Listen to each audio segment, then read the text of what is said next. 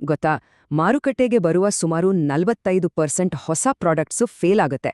Shocking ಅಲ್ವಾ?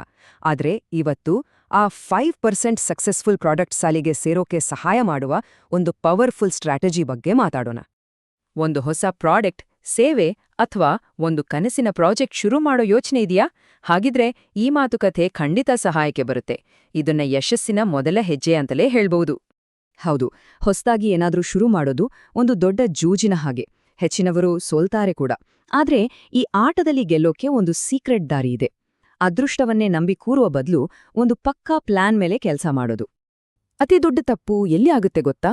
ನಮ್ಮ product ಎಲ್ಲರಿಗೂ ಇಷ್ಟ ಆಗ್ಬೇಕು ಅಂತ ಯೋಚನೆ ಮಾಡಿದಾಗ. ಯೋಚನೆ ನೋಡಿ, ಓಟಗಾರರಿಗೆ, ಫ್ಯಾಷನ್ ಪ್ರಿಯರಿಗೆ ಮತ್ತೆ ಆಫೀಸ್ ಕೆಲ್ಸದವರಿಗೂ ಎಲ್ಲರಿಗೂ ಸರಿ ಹೊಂದುವ ಒಂದೇ ಶೂ ತಯಾರಿಸಲು ಹೊರಟ್ರೆ ಏನಾಗುತ್ತೆ?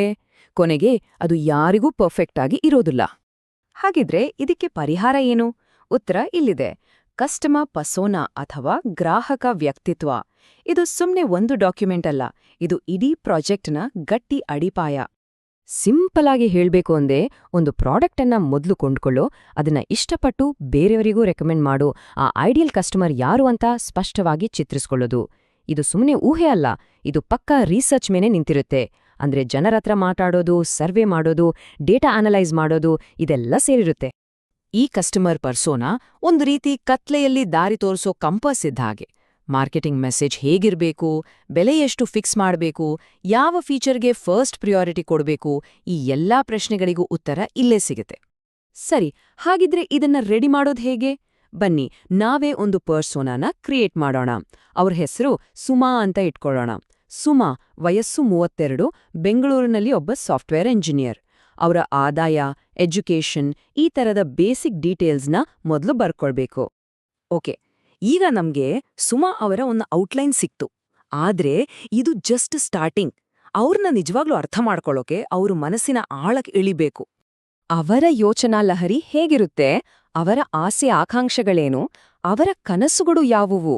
ಈ ಪ್ರಶ್ನೆಗಳಿಗೆ ಉತ್ತರ ಸಿಕ್ಕಿದಾಗ ಸುಮಾ ಕೇವಲ ಒಂದು ಡೇಟಾ ಪಾಯಿಂಟ್ ಆಗಿ ಉಳಿಯಲ್ಲ, ಒಬ್ಬ ನಿಜವಾದ ವ್ಯಕ್ತಿಯಾಗಿ ಕಣ್ಮುಂದೆ ಬರ್ತಾರೆ. ಟೆಕ್ನಿಕಲ್ ಆಗಿ ಇದನ್ನ ಸೈಕೋಗ್ರಾಫಿಕ್ಸ್ ಅಂತಾರೆ.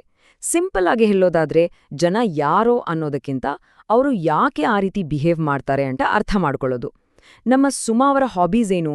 ಅವ್ರಿಗೆ ಲೈಫ್ನಲ್ಲಿ ಯಾವುದು ತುಂಬಾ ಮ್ಯಾಟರ್ ಆಗುತ್ತೆ? ಉದಾಹರಣೆಗೆ, ನಮ್ಮ ಸುಮಾ ಬಹುಶಃ ಹೀಗೆ ಯೋಚನೆ ಮಾಡ್ತಿರ್ಬೋದು. ಈ ಒಂದೇ ಒಂದು ವಾಕ್ಯ ಇದೆಯಲ್ಲ, ಇದು ಅವರ ಇಡೀ ಮೈಂಡ್ಸೆಟ್ನ ಹಿಡಿದಿಡುತ್ತೆ. ಅವರಿಗೆ ಸಿಂಪ್ಲಿಸಿಟಿ ಮತ್ತೆ ಎಫಿಷಿಯನ್ಸಿ ಬೇಕು, ಕಾಂಪ್ಲೆಕ್ಸಿಟಿ ಬೇಡ. ಇದು ಸಿಕ್ಕಾಪಟ್ಟೆ ವ್ಯಾಲ್ಯೂಯಬಲ್ ಇನ್ಸೈಟ್. ಈಗ ಬಂತು ನೋಡಿ ಅತೀ ಇಂಪಾರ್ಟೆಂಟ್ ಪಾರ್ಟ್. ಸುಮಾ ಅವರ ನಿಜವಾದ ಸಮಸ್ಯೆಗಳು ಏನು? ಅವರ ಕೆಲಸದಲ್ಲಿ ಅಥವಾ ಲೈಫ್ನಲ್ಲಿ ಯಾವುದು ಅವರಿಗೆ ಫ್ರಸ್ಟ್ರೇಷನ್ ತರಿಸುತ್ತೆ? ಇಲ್ಲೇ ನೋಡಿ, ನಮ್ಮ ಪ್ರಾಡಕ್ಟ್ ಒಂದು ಹೀರೋ ಥರ ಎಂಟ್ರಿ ಕೊಡಬೇಕು. ಅದು ಸುಮಾ ಅವರ ಯಾವ ಸ್ಪೆಸಿಫಿಕ್ ಪ್ರಾಬ್ಲಮ್ನ ಸಾಲ್ವ್ ಮಾಡುತ್ತೆ? ಇಲ್ಲಿವರೆಗೂ ನಾವು ಸುಮಾ ಬಗ್ಗೆ ಸಾಕಷ್ಟು ತಿಳ್ಕೊಂಡ್ವಿ. ಆದ್ರೆ ಈ ನಾಲೆಡ್ಜ್ ಅನ್ನ ಒಂದು ಸ್ಟ್ರಾಂಗ್ ಆಕ್ಷನಬಲ್ ಪ್ಲಾನ್ ಆಗಿ ಕನ್ವರ್ಟ್ ಮಾಡೋದು ಹೇಗೆ? ಅದೇ ಅಲ್ವಾ ನಿಜವಾದ ಚಾಲೆಂಜ್. ನಾವು ಕಲೆಕ್ಟ್ ಮಾಡಿದ ಪ್ರತಿಯೊಂದು ಇನ್ಫಾರ್ಮೇಷನ್ನ ನಮ್ಮ ಲಾಂಚ್ ಸ್ಟ್ರಾಟಜಿ ಜೊತೆ ಕನೆಕ್ಟ್ ಮಾಡಿದಾಗ ಯಶಸ್ಸಿನ ದಾರಿ ಕ್ಲಿಯರ್ ಆಗಿ ಕಾಣೋಕೆ ಶುರುವಾಗುತ್ತೆ. ನಿಜವಾದ ಮ್ಯಾಜಿಕ್ ಸ್ಟಾರ್ಟ್ ಆಗೋದೇ ಇಲ್ಲಿಂದ. ಸುಮಾ ತರಹದ ಕಸ್ಟಮರ್ಸ್ ಹೊಸ ಪ್ರಾಡಕ್ಟ್ಸ್ ಬಗ್ಗೆ ಎಲ್ಲಿಂದ ತಿಳ್ಕೊಳ್ತಾರೆ?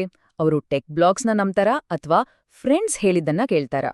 ಅವರ ಪರ್ಚೇಸ್ ಡಿಸಿಷನ್ ಹಿಂದಿನ ಸೈಕಾಲಜಿಯನ್ನ ನಾವು ಅರ್ಥ ಮಾಡ್ಕೊಳ್ಬೇಕು. ಈಗ ಇದನ್ನ ನೋಡಿ, ಇದು ಒಂದು ಸಿಂಪಲ್ ಫಾರ್ಮುಲಾ ತರಹ.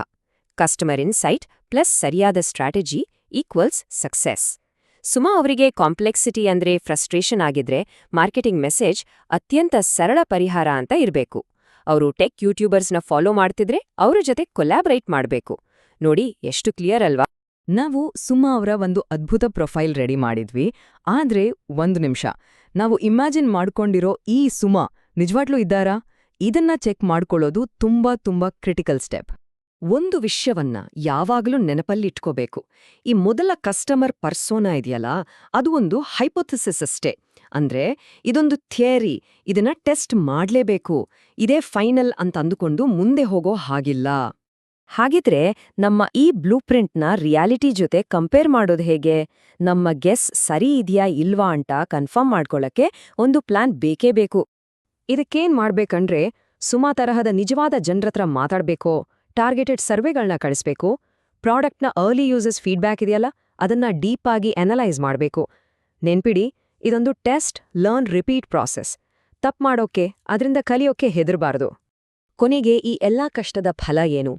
ಇದು ಕತ್ಲಲ್ಲಿ ಗುರಿ ಇಡೋ ಬದಲು ಕ್ಲಿಯರ್ ಟಾರ್ಗೆಟ್ ಇಟ್ಕೊಂಡು ಕೆಲಸ ಮಾಡೋ ಹಾಗೆ ಮಾಡತ್ತೆ.